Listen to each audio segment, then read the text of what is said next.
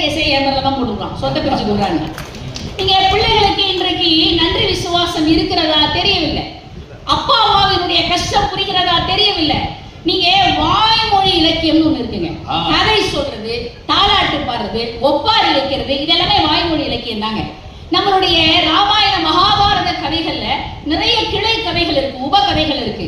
அதுல சிரவணனுடைய கதை, அப்பா அம்மாவை அவன் ரொம்ப சுருக்கமா சொல்றேன், உங்களுக்கு தெரிந்த கதை என்பதால, காவடி போல ஒரு தராசு போல இதுல அப்பாவையும் இதுல அம்மாவையும் உட்கார வச்சுட்டு ஊர் ஊராக செல்லக்கூடிய ஒரு பையன்.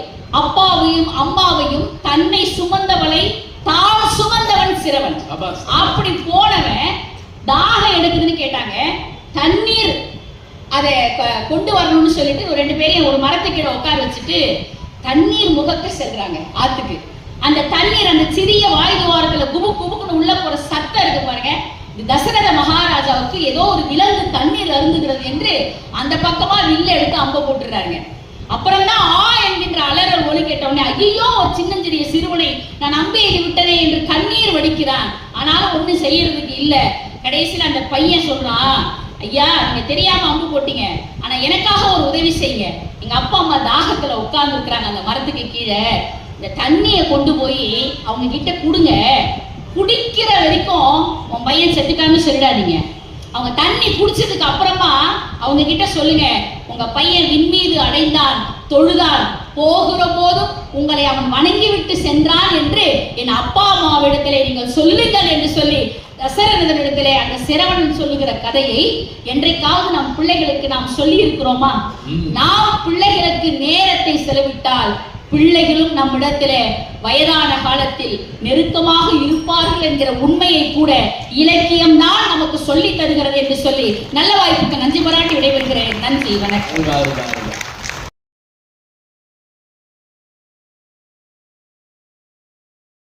என்ன வரமாட்டேங்குதுங்க.